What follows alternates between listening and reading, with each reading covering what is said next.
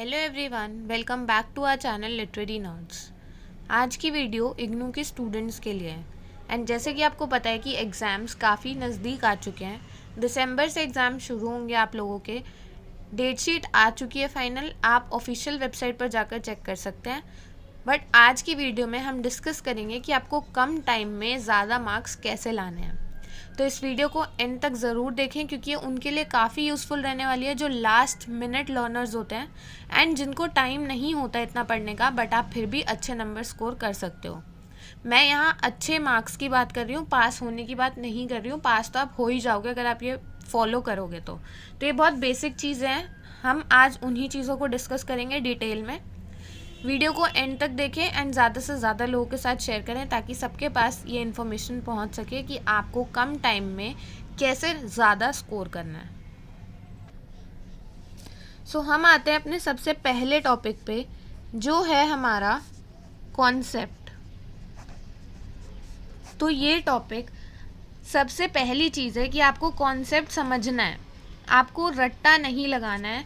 Rote learning पे focus मत करना बिल्कुल भी, क्योंकि इससे क्या होगा, आपको चीज़ें समझ में नहीं आएंगी और आप इन चीज़ों को रट्टा लगाने लगोगे कि हमें ये कैसे करना है। बट उससे क्या होगा, आपको चीज़ें समझ बिल्कुल नहीं आएंगे। एग्ज़ाम टाइम पे आपको ये तो याद रहेगा कि आपने कुछ पढ़ा था, बट क्या पढ़ा था आपको ये याद नहीं आ पाएगा। तो आपको रोट लर्निंग नहीं करनी है, कॉन्सेप्ट समझने की कोशिश करनी है कि वो कहना क्या चाह रहे हैं।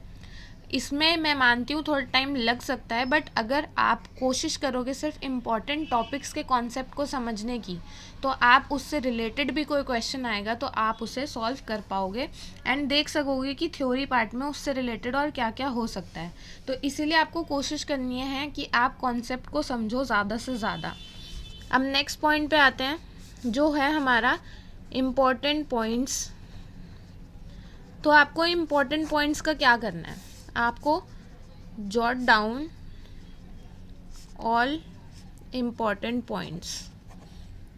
तो आपको ये क्या करना है, जैसे ही आप पढ़ाई करने बैठ रहे हो, चाहे आप प्रीवियस ईयर पेपर से पढ़ो, चाहे आप कोई भी बुक से पढ़ो, चाहे आप अपने नोट्स बना रहे हो जैसे जो आपने पहले बनाए होंगे उनसे पढ़ रहे हो, आप कुछ भी पढ़ रहे हो, XYZ एनीथिंग, तो आपका मेन फोकस ये होना चाहिए कि जो भी आपको उसमें इम्पॉर्टेंट पॉइंट्स लग रहे हैं वो आपको अलग से लिखने हैं। आप एक अलग से पेज बना लो जहाँ पे आपको सारे के सारे इम्पॉर्टेंट पॉइंट जॉट डाउन करने होंगे, ताकि आपके पेपर के टाइम पे आपको डिफ़िकल्टी ना हो। तब आपको सारे के सारे चैप्टर्स को गो थ्रू नहीं करना पड़ेगा, सिर्फ आप इम्पॉर्टेंट पॉइंट्स को देखोगे और आप समझ जाओगे कि आपको पेपर देना है एंड इनमें ये पॉइंट्स इंपॉर्टेंट थे जो आपने मार्क करे थे एंड जो आपने खुद पढ़े थे। सपोज़ मैंने 5 चैप्टर पढ़ लिए अगर, एंड 5 में से मुझे लगा कि यार ये लाइन इम्पॉर्टेंट है, ये चीज़ एग्ज़ाम पॉइंट ऑफ व्यू से इम्पॉर्टेंट है और ये शायद आ भी सकती है, तो क्यों ना मैं इसे एक अलग जगह पर लिख लूँ। अगर मैं इसे अलग जगह पर लिखूँगी तो एग्ज़ाम टाइम पे जब मुझे रिवीजन करना होगा तो मुझे सिर्फ यही पॉइंट देखना पड़ेगा, बाकी पेजेस नहीं पलटने पड़ेंगे पाँचों चैप्टर के। तो जो भी इम्पॉर्टेंट पॉइंट्स हो आप उन्हें साइड बाय साइड लिखते चले जाइए ताकि ये आपके लिए बहुत ईजी हो जाए। अब हम आते हैं थर्ड पॉइंट पे, जो है हमारा प्रैक्टिस। अब आपको प्रैक्टिस क्या करना है, जितने भी आपके सब्जेक्ट में ग्राफ्स होंगे, डायग्राम्स होंगे, उन पे फोकस करना है आपको, क्योंकि ये एक इम्पॉर्टेंट पॉइंट है जो आपको मार्क्स दिलवा सकता है। क्योंकि इससे क्या होता है, प्रेजेंटेशन अच्छी जाती है जब आप आंसर्स अपने प्रेजेंट करते हो और उसमें आप ग्राफ्स इंक्लूड करते हो या आप अपने डायग्राम्स इंक्लूड करते हो, तो उससे एग्जामिनर पे अच्छा व्यू पड़ता है कि आपने इस कॉन्सेप्ट को समझा है एंड अच्छे से प्रिपेयर किया है। तो ज़्यादा अगर हम ऊपर ऊपर से बात करें तो देखो, इको के जितने भी बच्चे होंगे, चाहे वो अंडर ग्रेजुएट हों चाहे वो पोस्ट ग्रेजुएट कर रहे हों, उनके पास ये ग्राफ्स का सिनेरियो बहुत ज़्यादा रहता है। तो आपको ग्राफ्स की प्रैक्टिस बहुत ज़्यादा करनी चाहिए, क्योंकि ग्राफ्स इतने इम्पॉर्टेंट है कि वो ठीक से बने होने चाहिए। क्योंकि आप सब समझते हो, ग्राफ में अगर हमने एक लाइन ऐसे बनाई, अगर हमने सप्लाई चेन समझाने के लिए भी ग्राफ को ऐसे का ऐसे कर दिया जो कि ऐसे जाना था, तो वो गड़बड़ हो जाता है। तो आपको ग्राफ्स को अच्छे तरीके से दिखाना होगा एंड डायग्राम्स अच्छे से प्रैक्टिस करनी होंगी एंड मेक श्योर ये सारी चीज़ें आप पेंसिल से बनाओ जब आप एग्ज़ाम अटेम्प्ट करो, उससे थोड़ा अच्छा इंप्रेशन पड़ता है, क्योंकि पेन से अगर आपने बनाया तो आपके पास स्कोप नहीं रहेगा उसे करेक्ट करने का। तो फोकस करना है ग्राफ्स एंड डायग्राम्स पे ज़्यादा से ज़्यादा, ताकि आपके पास ऑप्शन हो मार्क्स को गेन करने का। एंड आप ये मान के चलो कि अगर आपके एग्ज़ाम में 10 क्वेश्चंस हैं तो 10 क्वेश्चन में से 2-3 क्वेश्चन आपको ऐसे मिल ही जाएंगे जहाँ पे आप अपना ग्राफ और डायग्राम बना सकते हो और अपने आंसर्स को अच्छे से एक्सप्लेन कर सकते हो इस वे में, ताकि वो आप ग्राफ से और डायग्राम की हेल्प से समझा सको। अगर आपने फर्स्ट पेज पे इंट्रो लिख दिया, सेकंड पे उसके बारे में एक्सप्लेनेशन लिख दी, थर्ड पे आपने अगर डायग्राम और ग्राफ बना दिया, तो आपका ये पेज नेक्स्ट पेज इसको लेके एक्सप्लेनेशन पे चला जाता है, जो कि एक काफ़ी अच्छा पॉइंट है हमारे पास मार्क्स गेन करने के लिए। एंड ये बनाना काफ़ी ज़रूरी होता है, क्योंकि जैसे जैसे आप बनाओगे ये फ्री के मार्क्स होते हैं, इनमें कुछ भी नहीं होता, क्योंकि जब आप डायग्राम्स और ग्राफ्स बना रहे हो तो पक्का ही पक्का एग्जामिनर को यकीन हो जाता है कि आपने पढ़ाई करी है। तो हमें उन्हें यही यकीन दिलाना है कि हमने पढ़ा है, वो हमें देखना है कि हम लास्ट मोमेंट कैसे पढ़ रहे हैं। तो ये लास्ट मोमेंट टिप्स हैं कि आप ग्राफ्स और डायग्राम ज़्यादा से ज़्यादा प्रिपेयर करके चलो। अब हम आते हैं नेक्स्ट पॉइंट पे। हमारा नेक्स्ट पॉइंट है प्रीवियस ईयर पेपर्स। तो ये हमारा नेक्स्ट पॉइंट है।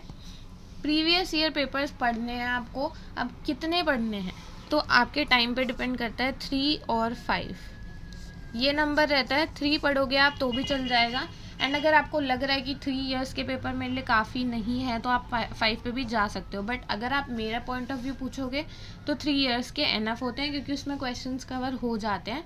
सेकेंडली उनमें जैसे कि अगर 2 बार पेपर होगा तो आपके पास 2 पेपर हैं साल के, तो आपके पास 6 पेपर तो ऐसे ही हो जाते हैं कहीं ना कहीं। तो आपको 3 इयर्स के पेपर पढ़ने हैं।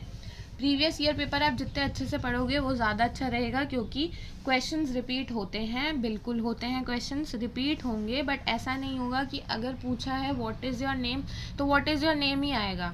वो घुमा फिरा के क्वेश्चन पूछते हैं, जैसे भी पूछें अब वो क्वेश्चन वो नहीं रहेगा, आंसर उसका वही होगा। क्वेश्चन का मतलब समझना है आपको उस चीज़ को ग्रैस्प करना है कि ये क्वेश्चन वही है जो हम समझना चाह रहे हैं। तो आपको वहीं फोकस डालना है एंड यही देखना है कि आप प्रीवियस ईयर पेपर्स पे फुल फोकस कर रहे हो।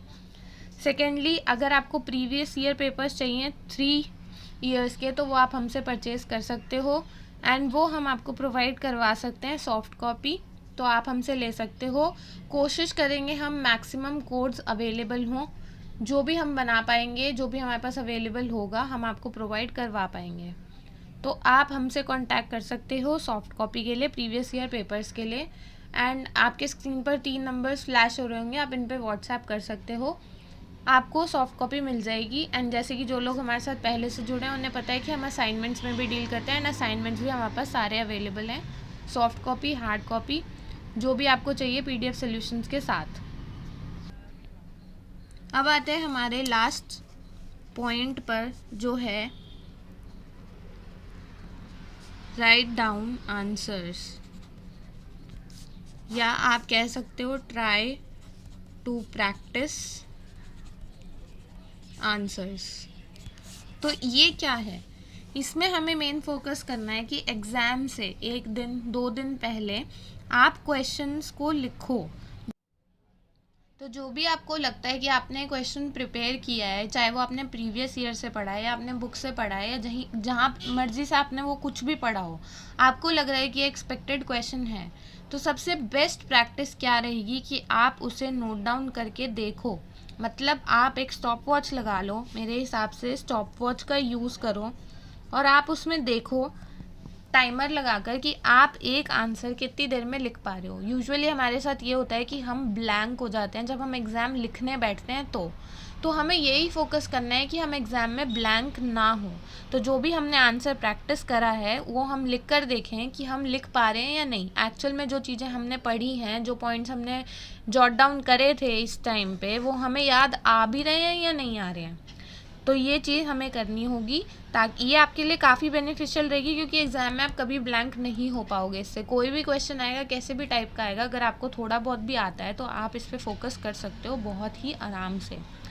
तो ये कुछ पॉइंट्स हैं बेसिक आई होप आपकी समझ में आ गए होंगे। अगर आप ये फॉलो करेंगे, गारंटी है आप 10 दिन पहले भी ये पॉइंट्स फॉलो करोगे ना तो आपको अच्छे मार्क्स आ जाएंगे। अच्छे मार्क्स का मतलब ये नहीं होता पासिंग मार्क्स, अच्छे मार्क्स मतलब 60% एंड अबव आप बहुत प्यार से ले आओगे। एंड कोई भी सब्जेक्ट हो, कुछ भी, बस ये रूल्स फॉलो करने हैं आपको और कुछ नहीं करना है।